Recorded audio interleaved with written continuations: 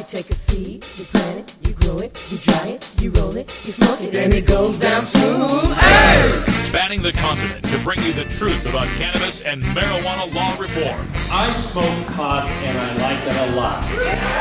The Russ Belville Show, the voice of the marijuana nation. Now, here's your host, Radical Russ Belville. Good day, tokers and tokettes and non-toking lovers of liberty. It is Friday, February 26, 2021, and it's got to be 420 somewhere in the world. Welcome to the program. We got 2 hours of talk, mostly about the state of Idaho, where we come to you. Idaho is America's last absolute prohibition state, and it's heating up in the Idaho legislature and outside the Idaho legislature when it comes to rectifying that situation. I'll be bringing you some of my testimony that I offered to the Idaho's House Agricultural Affairs Committee this week in support of what I've called the tiniest, teeniest, littlest baby step you could possibly take away from marijuana prohibition. It's like, well, good job, Idaho. You at least made it to industrial hemp and at least considering that. So hooray. That's a huge baby step, right, for the state of Idaho, where, yes, the only jurisdiction in all of the North American continent, literally, where you can be arrested for industrial hemp. It's just mind-boggling when you think about it. To hate marijuana so much, you got to prosecute people for something that's not a drug. That's just amazing to me. So that's coming up after we get to the Cannabis Headline Newsweek, all the latest headlines from this latest week and from all across the nation, where everyone else is going the opposite direction of the state of Idaho. States red and blue from coast to coast, Midwest to South, that are changing their marijuana laws in various respects, some faster than others, but all of them faster than the state of Idaho. That's going to be kind of our focus for today in the Russ Belville Show. Also, we've got some reefer madness to debunk. We'll take a step outside of the state of Idaho and into the state of New York, where for about the third year now, they've been fighting to try to legalize marijuana. The state, of course, is all democratically controlled, so why the heck hasn't it been legalized yet? Well, we'll talk a little bit about that, but also Kevin Sabet testified to one of these legislative committees via Zoom, and it's Reefer Madness's greatest hits, folks. It's the tour he just cannot stop playing, despite the evidence, despite the results we've seen in state after state, despite none of these states wanting to go back and repeal any of these laws. He continues to peddle the same old reefer madness. So we got to take a moment to debunk some of that. Some of you may be new to this. Maybe you've never heard of Kevin Sabet. So we'll talk about him and how he is supposedly the quarterback of the anti-legalization movement. I'd say after a record of 3-36 or whatever it is, I think I'd be asking for another quarterback. But hey, you guys do you, prohibitionists. You do you. I can't complain with your results as of late. Also, coming up in hour 2 in Toker Talk Radio, we're going to take a deeper look at some of the stuff that I was just talking about in the state of Idaho, where we look at the future of drug testing in the state, as well as a look at the testimony that was offered on some of the other bills, and how Idaho is kind of ground zero for what is shaping up to be a nationwide assault by Republican state legislatures on the initiative process, on voting, on suppressing the vote, and it's happening in Idaho in spades. So we'll talk about that as well. Plus, we've got a few little comedy bits coming in here that I hope you will enjoy, and a return of the anti-drug public service announcement of the day, and a visit from none other than McGruff the crime dog. Stay tuned for that, but the news is first. This is your Cannabis Headline News, brought to you every weekday by Radical Russ Radio at radicalruss.com, your 24-hour source for marijuana music and cannabis conversations. Subscribe today for just $4.20 at patreon.com/radicalruss. With your Cannabis Headline News for the week ending Friday, February 26, 2021, I'm Russ Belville. Washington state's felony penalties against drug possession abruptly disappeared on Thursday after the state Supreme Court struck down the law as unconstitutional. As lawmakers decide how to respond to the decision, with a bill to decriminalize all drugs having already passed a legislative committee earlier this month, some police departments and prosecutors have now announced they'll no longer arrest or pursue cases against people over possession of small amounts. Simple drug possession is no longer an arrestable offense, the Seattle Police Department said in a public statement following the ruling. Quote, effective immediately, officers will no longer detain nor arrest individuals, end quote, merely for having drugs. The ruling in the case, State v. Blake, applies only to possession of controlled substances. Other state drug laws, such as those against selling or driving under the influence of drugs, are unaffected. Massachusetts lawmakers introduced legislation Friday that will attempt to end the state's war on drugs. One proposal, a statewide decriminalization bill, was introduced Friday. It would replace criminal penalties for the possession of any controlled substance with a civil fine of up to $50. To avoid the fine, individuals could enroll in, quote, needs screening to identify health and other service needs, included but not limited to services that may address any problematic substance use and mental health conditions, lack of employment, housing, or food, and any need for civil legal services, end quote. Another bill would establish an interagency task force that would, quote, study the public health and social justice implications of legalizing the possession, consumption, transportation, and distribution of naturally cultivated entheogenic plants and fungi, end quote. At a time when numerous jurisdictions across the U.S. are weighing drug decriminalization proposals, the government of Norway on Friday proposed a bill to end the criminalization of personal possession of illicit substances. Officials from the country's Liberal Party unveiled the decriminalization legislation, which would make low-level possession a civil offense rather than one that carries criminal penalties. Possession cases would also require mandatory treatment. Education Minister Guri Melby said during a press conference on Friday, quote, decades of repression have taught us that punishment doesn't work. On the contrary, punishment can make things worse. Drug addicts need help, not punishment. We will no longer stand by and watch people being stigmatized and called criminals when they are in fact ill, end quote. Refusal to comply with substance misuse treatment could result in a fine, but not the threat of jail time under the new proposal. The governor of New Jersey signed legislation on Monday that paves the way for the voter-approved legalization of marijuana to proceed. The long-delayed action came moments after lawmakers sent to his desk a new proposal concerning penalties for underage cannabis possession, the absence of which in separate legalization implementation legislation caused Governor Phil Murphy to refuse to approve the program's launch. The latest compromise bill that the Senate and Assembly approved on Monday makes it so youth would be subject to a written warning if they're caught with cannabis. That was the final step needed in a tumultuous legislative path for Murphy to sign the implementation bill, as well as a separate piece of legislation concerning the decriminalization of possession. New York lawmakers on Tuesday held the first public hearing of the year on proposals to legalize marijuana, specifically focusing on budget implications. In a joint session with members of the Senate Finance Committee and Assembly Ways and Means Committee, legislators heard testimony from two pro-legalization industry representatives and one opponent, Kevin Sabet of the prohibitionist group Smart Approaches to Marijuana. This is the third year in a row that Cuomo has included a legalization proposal in his budget plan. The last two times, negotiations with the legislature stalled amid disagreements over certain components, such as the tax structure for the market and funding for social equity programs. Regardless of which direction the legislature ultimately goes on this issue, there's growing recognition in the state that legalization is an inevitability. With a Saturday deadline approaching, state lawmakers in the House and Senate are still working to resolve differences over landmark legislation that would legalize recreational marijuana in Virginia. According to 5 sources familiar with the talks, the primary point of contention is language sought by the Senate that would delay decisions about how the new market is regulated until next year. Members of the chamber said during hearings last month they felt the legislation was too expansive and complex to complete work on during the 45-day session. Lawmakers in the House have resisted, arguing the delay is unnecessary, citing in-depth studies conducted by Legislative Analysis and Northam's administration. House lawmakers have also expressed discomfort about voting to legalize the drug without finalizing plans for a legal marketplace, according to the sources, who spoke on the condition of anonymity to discuss ongoing negotiations. A bipartisan duo of Pennsylvania senators rolled out a bill on Wednesday that would legalize marijuana in the Commonwealth, and it's that bipartisan component that advocates hope will convince the GOP-controlled legislature to advance the policy change.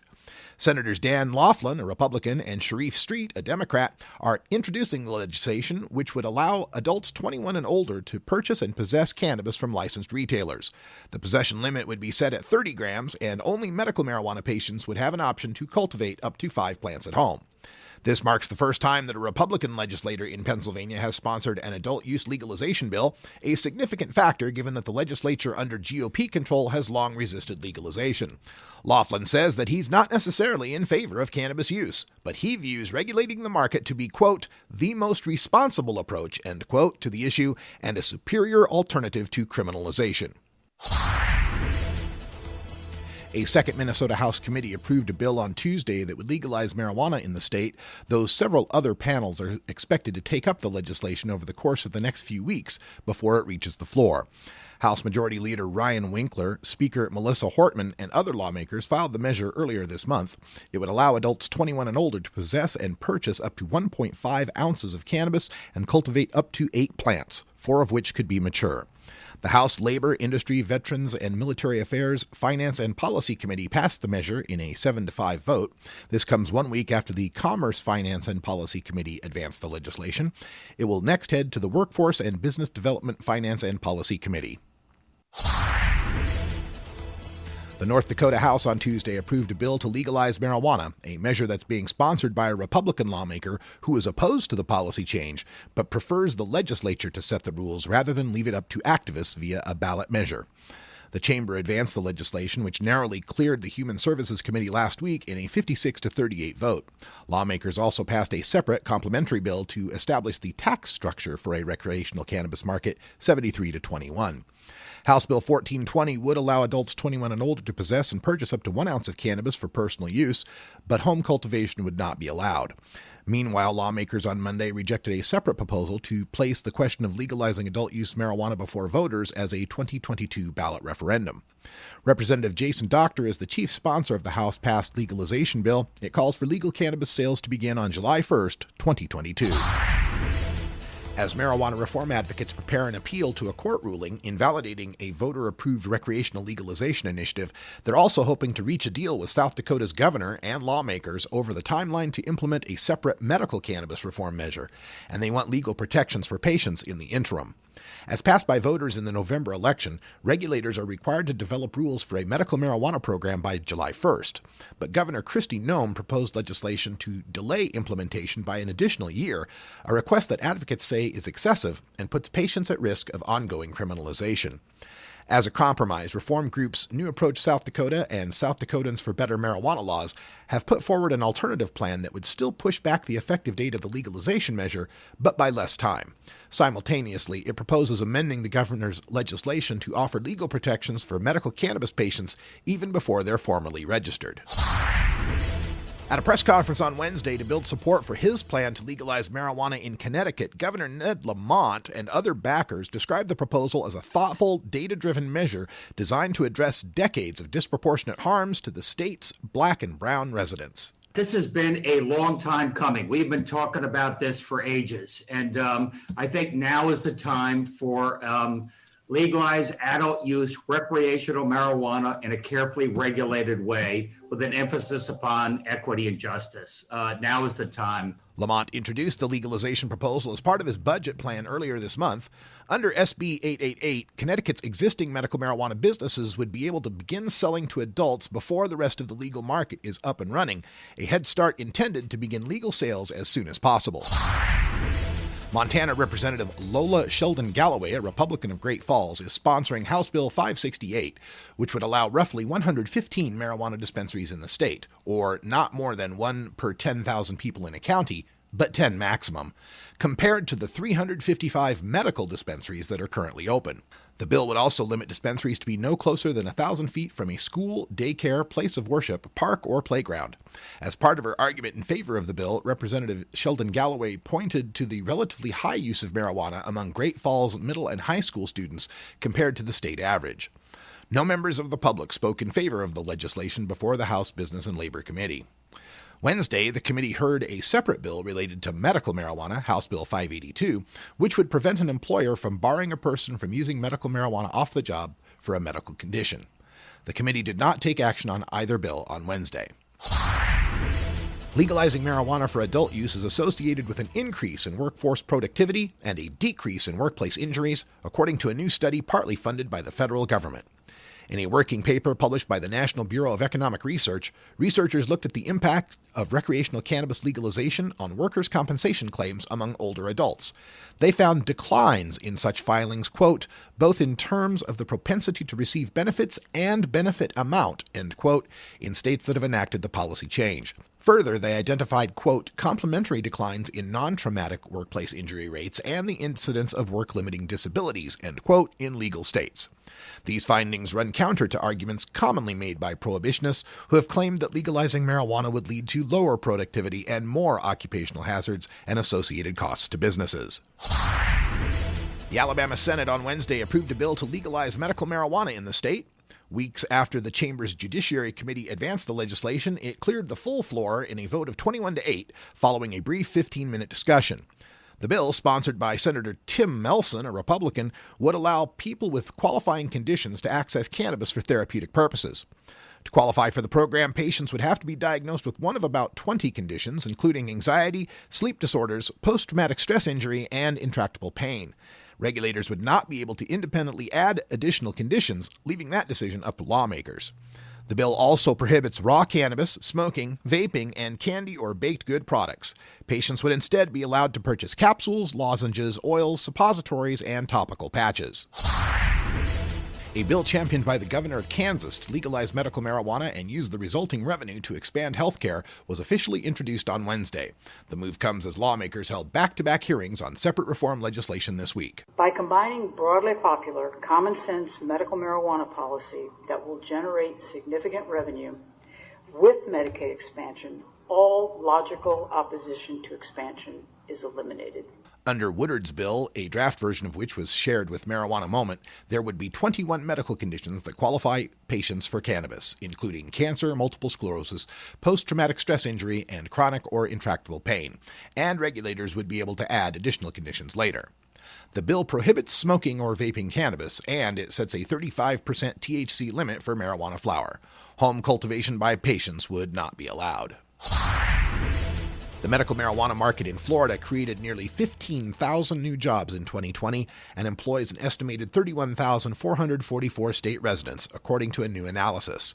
Florida recorded nearly $1.23 billion in marijuana sales in 2020, according to the report posted by Leafly and Whitney Economics.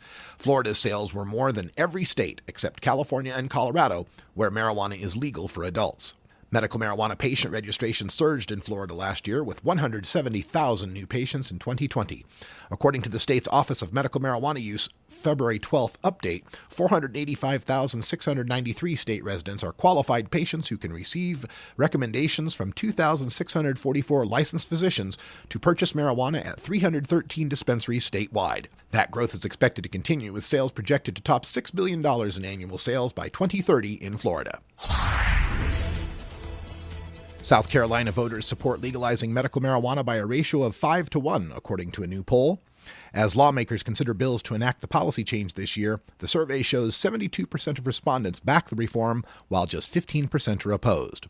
Representative Bill Herbkersman and Senator Tom Davis pre-filed companion versions of that legislation in December. The next month, the measures were formally introduced and referred to the Medical, Military, Public, and Municipal Affairs Committee and Medical Affairs Committee, respectively. Under the proposal, patients would be eligible for medical marijuana if a physician certifies that they have at least one qualifying condition, such as epilepsy, autism, chronic pain, glaucoma, or post-traumatic stress injury. The House version stipulates that the doctor could make the recommendation for any condition they see fit. This has been your Cannabis Headline News for the week ending Friday, February 26, 2021. I'm Russ Belville. Cannabis Headline News is heard at the top of every hour on Radical Russ Radio, and Friday's news is contained within the free Russ Belville Show live podcast. For daily downloads of Cannabis Headline News podcast to your device every morning, subscribe by becoming a patron of Radical Russ Radio. Thank you to all those patrons of Radical Russ Radio who are helping keep us on the air and on the podcasting. You know who you are. Patreon.com/RadicalRuss. Every little bit helps.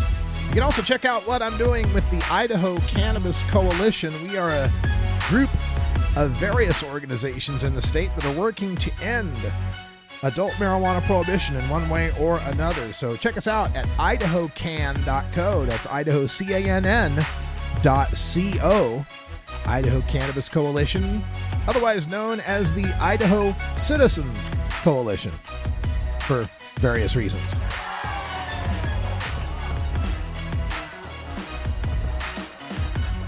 All right, that sound means it's time for us to take a break. So we are going to go to our union-mandated safety briefing.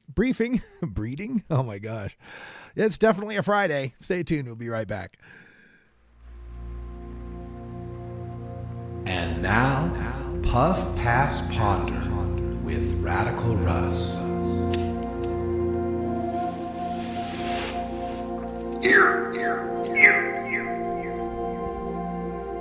An ounce is 28.3495 grams, but legal marijuana stores sell you 28 grams and call it an ounce. Legalization is shorting your bag by over a third of a gram, dude. This has been Puff Pass Ponder with Radical Russ.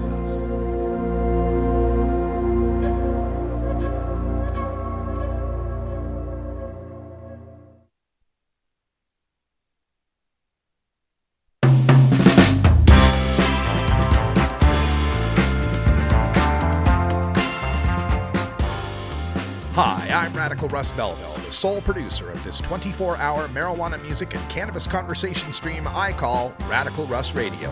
As part of my mission to educate and entertain people about the need to end adult marijuana prohibition, I produce the Russ Belville Show podcast every week, available absolutely free wherever you get your podcasts. For those of you who'd like to help support my mission financially, you can become a Radical Russ Radio VIP at patreon.com/radicalruss or by clicking the link for Toker Talk Radio in the main menu. For just $4.20 a month, VIPs will receive the exclusive download of Hour 2 of my podcast, Toker Talk Radio, every week, as well as the 5-minute cannabis headline news every weekday. Upgrade to the $14.20 a month tier, and you'll get those podcasts and a set of custom patriotic pro-marijuana stickers from me every quarter. And if you can afford to support Radical Russ Radio at $44.20 a month, you get my podcast, and each quarter you receive a poster, then a mug, then a t-shirt, and finally a hoodie that proclaim your support for ending adult marijuana prohibition. I literally cannot do this without you. Your support enables me to continue my life's work, and I thank you for it. Visit patreon.com/radicalruss and become a Radical Russ Radio VIP today.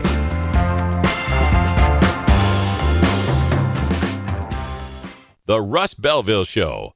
We're as much like Cheech and Chong as ordinary Americans are like the Three Stooges. Hey, Mo!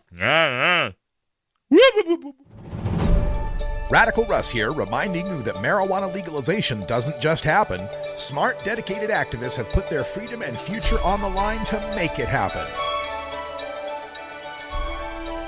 Like the activists at MPP, the Marijuana Policy Project. MPP has coordinated efforts to pass most of the successful medical marijuana and legalization initiatives since the late 1990s. Learn more about the project and donate today at mpp.org. And keep it here on Radical Russ Radio for conversations with leaders from this organization, the best marijuana music, and the latest news about cannabis.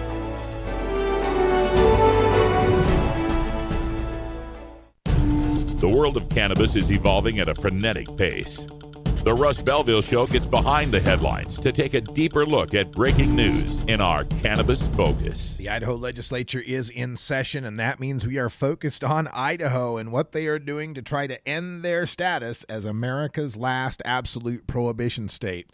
This week, the state took the tiniest baby step forward through the introduction of House Bill 126, a bill that would license industrial hemp production and transportation in the state of Idaho. So at least we wouldn't have to suffer the national embarrassment of the police crowing about a 6,700-pound hemp bust as the state's largest drug bust. I was there in the East Wing of the Capitol testifying before the House Agricultural Affairs Committee just this week. This is the audio from that testimony. Next signed up to testify, Russ Belville, if you could introduce yourself and tell us who you're with for the record. And we are limiting testimony to 3 minutes, so the time is yours. Thank you, Mr. Chair and esteemed senators. My name is Russ Belville. I'm a lifelong Idahoan. My parents are born in Idaho, and 5 generations of my family have called Idaho home. I'm a spokesperson for the Idaho Citizens Coalition, and we represent the over 200,000 Idahoans who use cannabis. I'm here today to thank you and to urge you to pass H126. Just 8 years ago, this legislature, quote, stated its opposition to efforts to legalize marijuana for any purpose in the state of Idaho, end quote. Now, 3 years after the federal government has legalized industrial hemp and every other state in America has followed suit, Idaho stands poised to finally take the tiniest baby step away from cannabis prohibition. By passing H126, Idaho will no longer be the only political jurisdiction in all of the North American continent to criminalize the licensed cultivation of hemp. While H126 is a step in the right direction, we must caution casual observers that this bill does not legalize industrial hemp outright. All it does is legalize the possession, production, processing, and transporting of hemp if one has the proper license. A farmer with a license can grow it, a trucker with a license can transport it, but if the average Idahoan possesses it without a license, it's still classified as illegal marijuana and they're going to jail. That means parents wishing to use hemp-derived CBD to treat their child's epilepsy will still be criminals in Idaho, but nowhere else in America. That means a home builder who'd like to insulate with hemp-based materials is still a criminal in Idaho, but nowhere else in America. That means a driver who'd like to run his biodiesel engine on hemp seed oil is still a criminal in Idaho, but nowhere else in America if any of those products have even the slightest bit of THC in them and they don't have a license. H126 does provide for hemp commerce from other states to pass through Idaho and for Idaho farmers to produce hemp to be exported out of state, but H126 still maintains the criminality of hemp in state, so no Idaho consumers could benefit from Idaho hemp. All of this, of course, is to fulfill the legislature's prime directive when it comes to cannabis. Don't do anything that prevents police from arresting adults who smoke pot instead of drinking booze. Whether it's medical marijuana or industrial hemp, it's not Idaho doctors, it's not Idaho patients, it's not Idaho farmers or Idaho consumers you seek approval from, it's the Idaho State Police. Still, as it is a progressive step forward in the smallest possible way, we support the passage of H126. Thank you, and I'll stand for any questions. Any questions for Mr. Belville? Representative Moon? Thank you, Chairman and Mr. Belville. I appreciate your letter, and I did read it a couple of times already. So I guess my question is,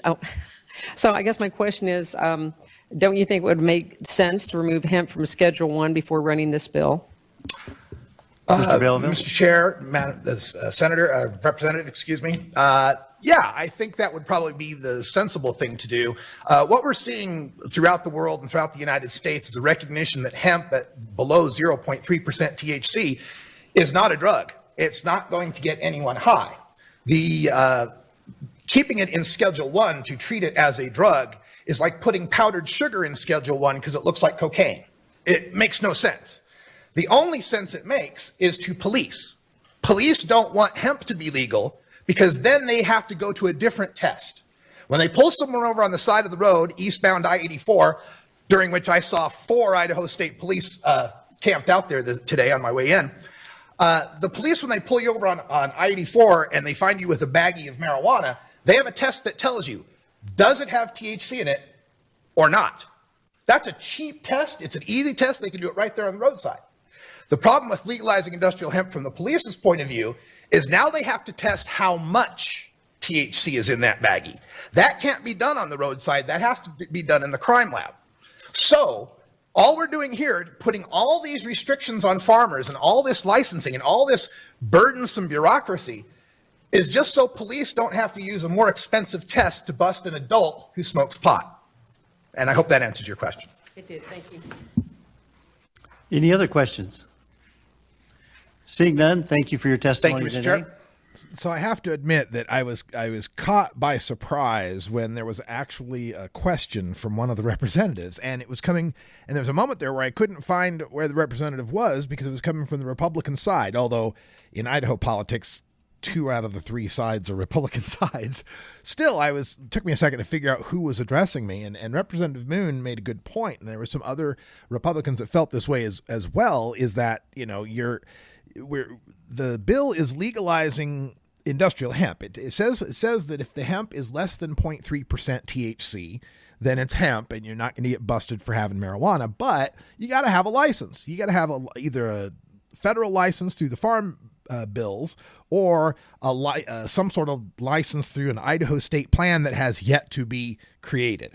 So anybody that's got hemp without this license, and the bill specifically in its the language there, it specifically says if the resin discovered or the plant matter discovered found to be less than 0.3% THC, but the person doesn't have a license, that shall be marijuana. It shall still be criminal marijuana. So it's just weird to be licensing the truck to be able to truck it through the state, but if a bud fell off and someone picked it up, they'd be a criminal at that moment. It just seems weird that farmers could grow the crop, but if they processed it into a high CBD oil for some epileptic kid, and then the minute they handed it over to someone who doesn't have this hemp license, they'd be a criminal.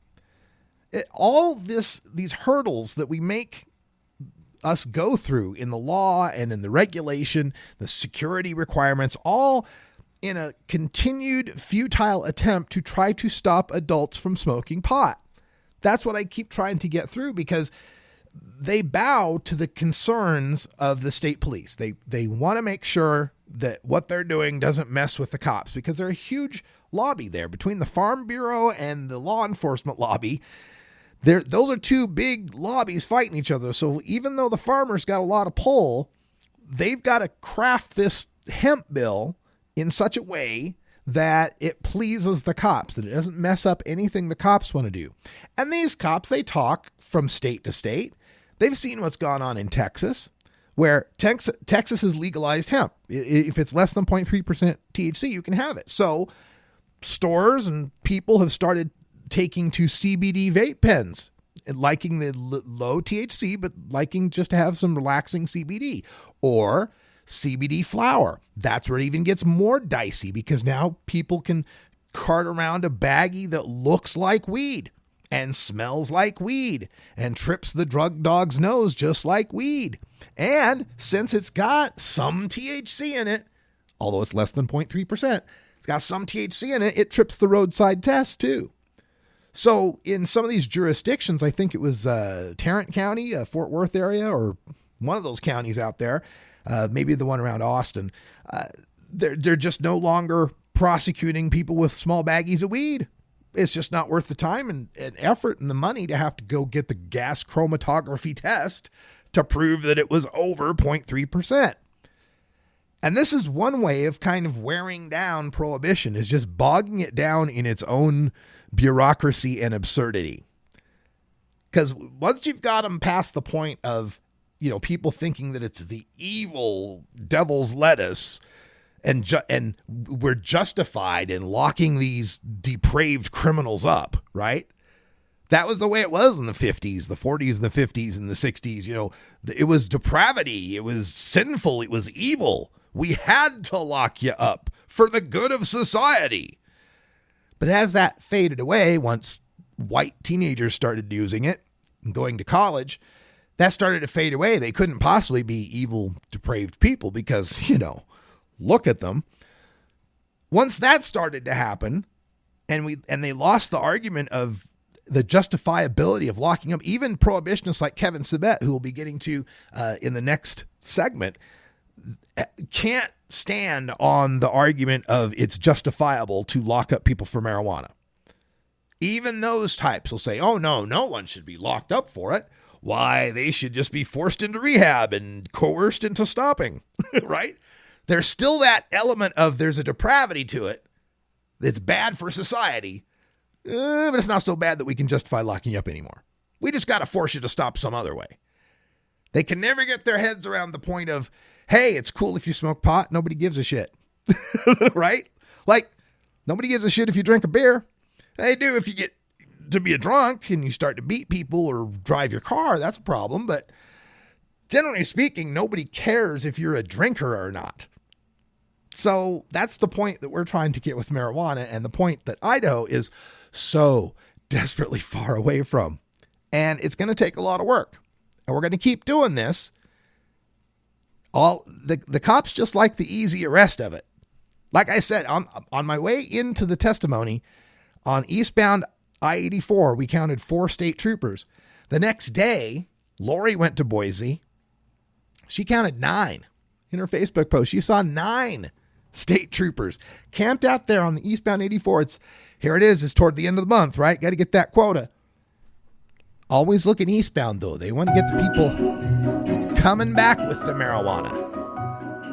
And we're going to get the people driving westbound, going to the marijuana store. They wouldn't be heading that way if they had something. We've seen this before. We've seen this in state after state after state. Where you take a look at the statistics of which side of the freeway the cops are busting people on. And it's always the side that's most profitable to the cops, in whichever way you want to look at it. We're going to take a short break, and when we come back, we've got some reefer madness to debunk out of New York State, where Kevin Sabet has reared his ugly head again.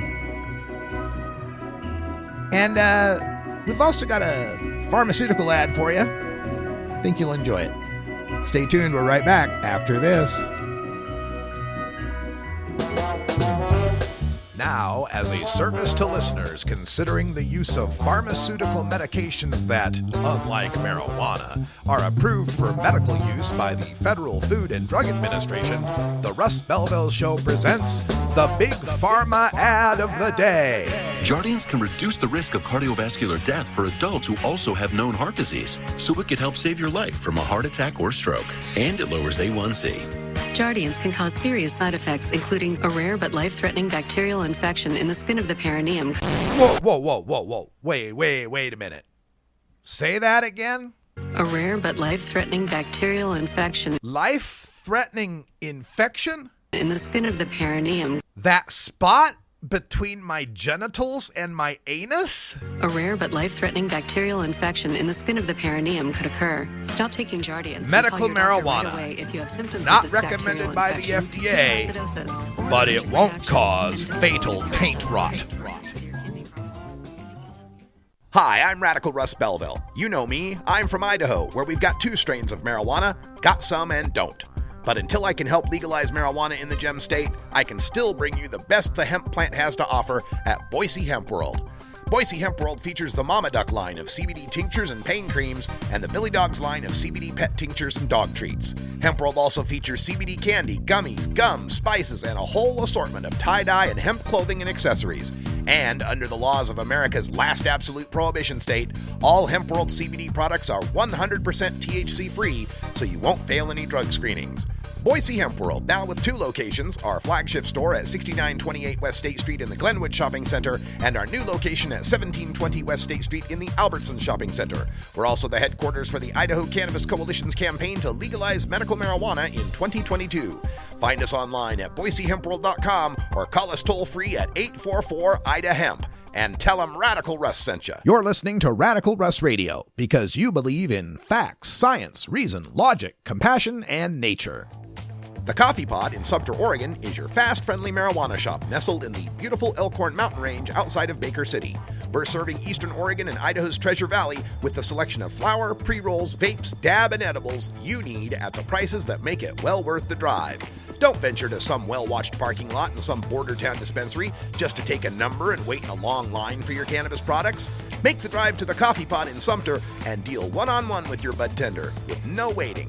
See, feel, and smell the products you're after and make your purchase knowing your tax dollars are helping a small tourist community that needs it. Plus, every dollar you spend is a point toward our Bong Bucks program that earns you coupons on glass and accessories. The Coffee Pot also honors our military, seniors, teachers, and first responders with a 10% discount. And as always, OMMP patients pay no 20% tax.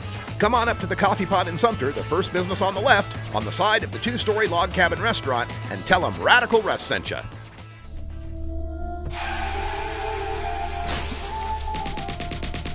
Marijuana is an addictive drug which produces in its users insanity, criminality, and death. Marijuana is the most violence-causing drug in the history of mankind. If the hideous monster Frankenstein came face-to-face with the monster of marijuana, he dropped dead from fright. You know, it's not easy countering 7 decades of propaganda in a 2-hour show, but let's try. It's time for the Russ Belville Show's Reefer Madness Debunked. Today for Reefer Madness Debunked, we head out to the East Coast in New York State, where they are taking testimony on the latest round of bills trying to legalize marijuana in the Empire State. And it's been a rocky road.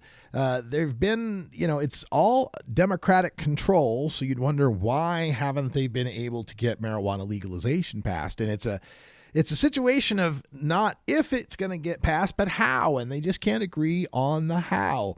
There's a lot of concern, people coming from the African-American community that want to make sure that those communities aren't left behind in legalization as they have been in other states, where we've seen a dominance of well-heeled white investors dominating the market. And they want to try to create what's called equity in cannabis, where they'd be licensing that benefits or favors people who have, been disproportionately policed, and helps to try to ameliorate some of those damages of the war on drugs. And there's some controversy to it, because there's others who just say, let's just get marijuana legalized. How about we end the criminal prosecution of people for this? And why should cannabis be any different than any other commodity? Why is it responsible for solving racism? And after all, it wasn't the marijuana entrepreneurs that were disproportionately policing people. It was the police. It was the government. How about how about them coughing up some of their police budgets to deal with ameliorating some of those situations, instead of the marijuana entrepreneurs, who were the people that were buying that marijuana, that were buying and selling and trading that marijuana and having that black market even exist in the first place. So there's a lot of controversy involved, and as the discussions and the politics around it continue, people continue to get arrested in New York for marijuana. Well, they're continuing to debate this, and as these debates happen, you'll have the arrival of the Joker to my Batman, my all-time nemesis, going on 8 years now, Kevin Sabet. He's the quarterback of the anti-legalization movement with a record of, I think, 3-36, last time I counted. Let's see, they won Ohio. They got the win in Ohio. They got the win in Oregon in 2012, but he wasn't really the quarterback then. Let's see, got that win in Florida, and it didn't pass medical the first time because it needed 60%. Not much of a winning record if you're a prohibitionist these days. Not a lot to hang your helmet on. But anyway, he persists. He's got the donors. He's got the mojo. So Kevin Sabet was appearing via Zoom or whatever technology to this testimony in the New York Assembly regarding these cannabis bills that are being heard. And it's just amazing that he's allowed to peddle the same talking points after year, even though we've now got 15 states that have legalized and years of data from the states that have gone first to show that this stuff is absolute bunk. Let's start with the first claim. The first claim on the damages that you'll have from marijuana smoking, because nobody's smoking now, right? You always have to assume nobody's smoking now, but once you legalize, oh my God, people are going to start smoking and terrible things will happen. Outcomes like hospital admissions due to high potency THC ingestion or increased poison center calls should absolutely be expected, especially in the beginning of legalization. This has happened in every single state that's legalized without exception. These would incur real costs in New York at a time when our hospital capacity is at the brink, at a time of a major pandemic. It doesn't make sense to stretch those resources even more.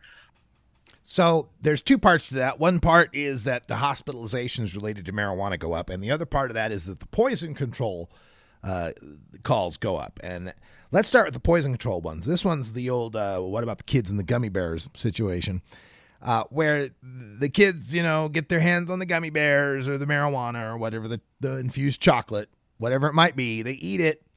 Oh, no, you got to take the kid to the poison control center because now the kid's, unresponsive and spaced out and, having heavy breathing and whatever the symptoms might be, right? So this is one of those things that Kevin Sabet does where you can say something that's factually true, but not actually true. And let me explain what that means. Factually, if you go look at the statistics at Colorado or Washington or whatever state, and you look at their, pediatric poison control center call logs, how many there were before you legalized, and then you look at the call logs after you legalized, indeed, that is a number that increased any way you slice it. So it's factually true. But is it actually true? Because here's the deal. When you're a parent and you got a kid and you got some weed brownies or marijuana or whatever it might be, and your kid gets into that, and your kid got into that, and they're exhibiting these terrible symptoms, you take them to the poison control center, you call the line, and they ask you, sir or ma'am, do you know what substance that your child may have gotten into?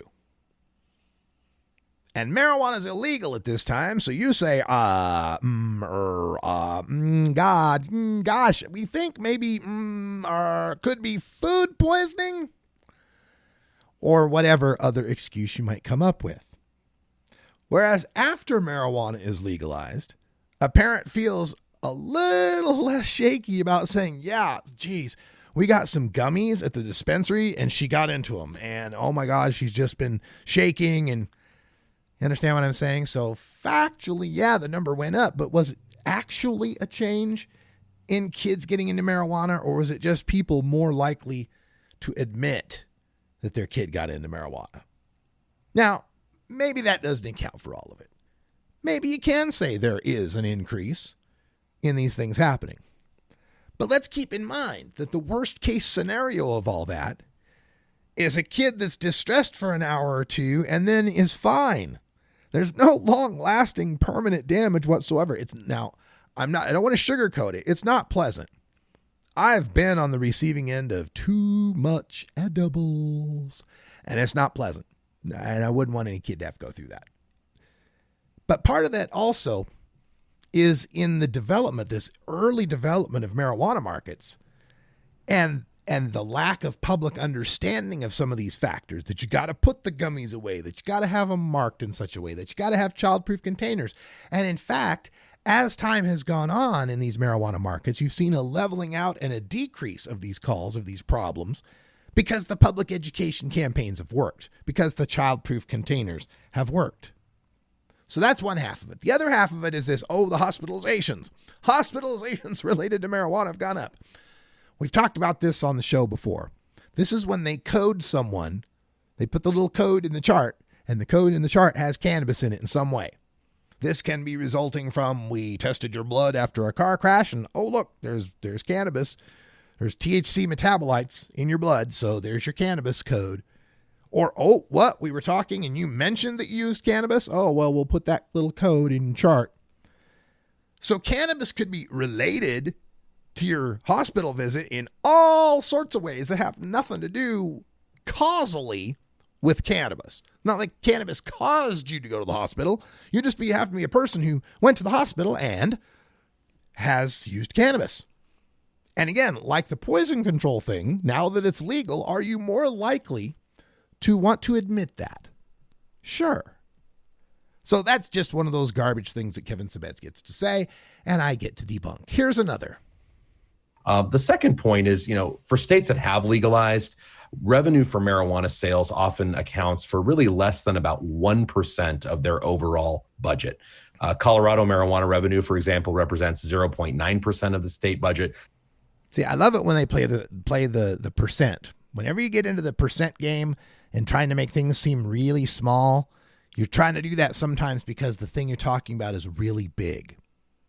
Here in this little city of Ontario, Oregon, its marijuana tax revenue per month is $285,000 for just a town of 11,000 people. $285,000 a month in tax revenue.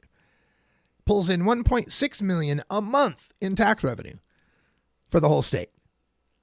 1.6 million. Okay, sure. So yeah, 1.6 million a month might be 0.1% of some larger annual figure. Doesn't mean it's small potatoes, though.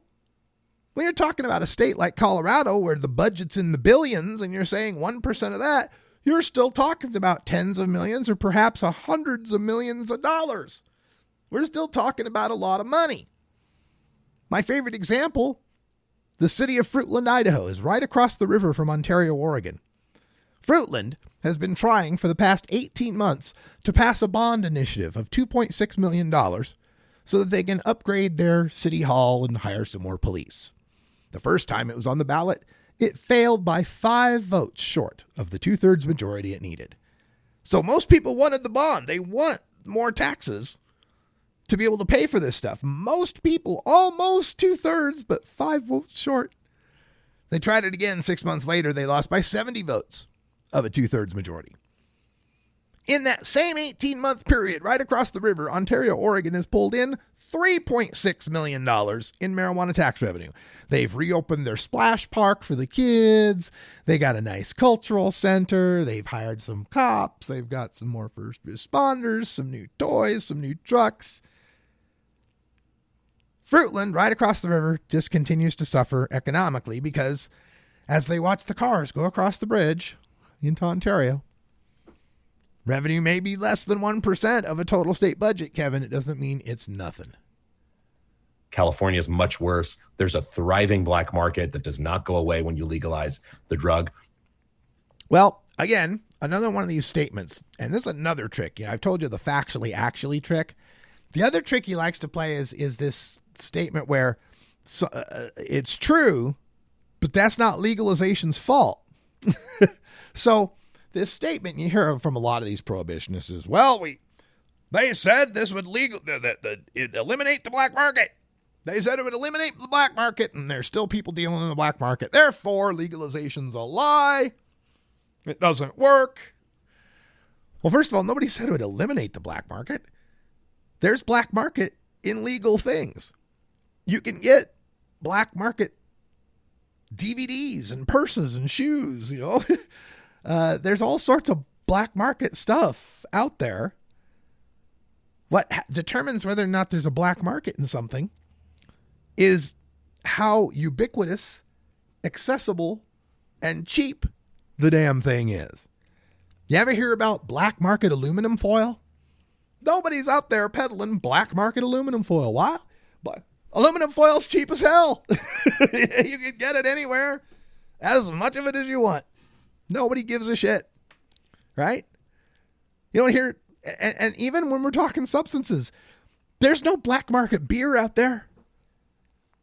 Nobody's seriously making bank on dealing black market beer. Yeah, there's people that home brew some beer. They might barter it with some friends or charge a little for it, but not really. Why? Because beer's ubiquitous, accessible, cheap. You can get as much of it as you want.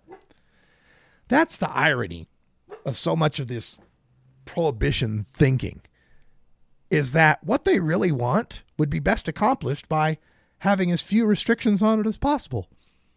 Make marijuana as ubiquitous as zucchini. You want some zucchini? Nah, man. We got a cousin who's got a garden. We got plenty of zucchini. Don't need no more zucchini.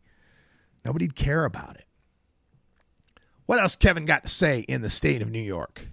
A study in Connecticut, for example, found that the costs associated if they were to legalize marijuana, and it's definitely not a sure thing that they will this year, would total more than $200 million, while revenue would, be around $100 million. It's amazing how much the Sabet conjecture has changed over the years. Because when it started, it was, for every $1 in marijuana taxes, it's $10 in marijuana costs. That's where they started. It was $1 in taxes. You'll only make $1 and it'll cost you $10. And then the Centennial Institute study came out in 2017 from the Colorado Christian University. The study that purported that, oh, no, it's $1 in tax is going to cost you $4.57 in costs. You'll see, because of the lazy stoners that won't show up for work. What's this? This study came out and showed that states that have marijuana access have less workman comp claims and they're cheaper when they claim them. Oh, anyway, $1 in taxes. Yeah, it's going to cost $4.57 in costs. That's where it was. Now, apparently, this Connecticut study he's referring to, which I haven't looked at, to be fair, but apparently now it's $1 in revenue is going to cost $2. It's almost like they're bargaining. We got $1 for 10. We got $1 for 10. Do I hear $1 for 10? No, $1 for $4.57. $1 for 4. Do we hear $1 for 4? $1 for 2. $1 for 2. Will anyone bite on $1 for 2? No, Kevin, no one's biting. Nobody believes that. Because number one, even presume that's true. What's Connecticut paying now? Legalization doesn't invent marijuana. Like, people are smoking pot in Connecticut now, aren't they? So if you legalize and the tax you bring in is $1 and the cost is $2, that tells us there's a cost. But now you're bringing in $0, right? You're bringing in $0 and it costs $2. Wouldn't it be better to bring in $1? Oh, but there's, of course, the dark costs. Legalization results in a variety of also unquantifiable costs as well. And while our neighbors over in New Jersey may start to rake in a few bucks in a couple of years, they will also have several costs that we must take into account. The unquantifiable costs. What the hell is an unquantifiable? Well, we know it's bad. We know it's causing some damage somehow. We just can't measure it. By gum, we wanted to put $1, I don't know, $10? $1 billion? We're not sure. It's a cost somehow. We just can't quantify. We just can't wrap our hands around this darn cost, whatever. We know it's got to be out there, though. It's like dark matter. We can calculate, we can infer its existence just because we know how awful marijuana must be. And since it doesn't seem to be causing any problems over there, there's got to be some kind of dark cost somewhere that's unquantifiable. They said they'd be the standard for social equity, and yet they have not one major minority license holder. Everything is going to wealthy investors. Big tobacco is now a major investor, also big alcohol, and there's absolutely nothing to hold them back. This is one of the latest developments in the Project Sam playbook, which is the whole, you guys said were for equity. You guys said this would help black folks, and look, it's white people getting rich. Therefore, keep busting black people. What? Oh, hold on. No, see, there's a point to be made that, yeah, equity is failing in the cannabis legalization. My rebuttal of that was it was bound to fail. That's capitalism. Capitalism, the way it's set up, is racist. You can't expect cannabis to fix that. Nevertheless, his point, if you take it at face value, if you actually believed he was making it in good faith, you'd have to respond, well, then, all right, Kevin, let's suppose we did figure out equity. Then you're cool with legalization? No, you're shooting this down just because you don't want legalization, period. You don't care if it's racist or not. Oh, that's the thing too, is this push by the prohibitionists is always one that's trying to triangulate. They know they've lost their ground when it comes to, everybody knows mass incarceration's bad. Nobody supports locking people up for weed anymore. Everybody supports medical marijuana by, it's like 9 out of 10 people. And even legalization now is at the 50% mark in most polls for Republicans and churchgoers, people over 65. There's no one left to really hate marijuana anymore. So there's got to be something, an unquantifiable cost. It's got to be a broken promise somehow. They hoodwinked us. We were bamboozled. Just face it, you've lost. That's all the time we got for hour 1, but stay tuned. Hour 2 is up next. Toker Talk Radio, where Idaho is ground zero for attacks on citizenship. Also, how many students at BYU Idaho, the Mormon University, smoke pot? I got the number for you. For everyone here in Idaho, America's last absolute prohibition state, I'm Radical Russ. Thanks for joining us, and until next time, take care of each other, tokers. Take a seed, you plant it, you grow it, you dry it, you roll it, you smoke it, and it goes down smooth. Hey!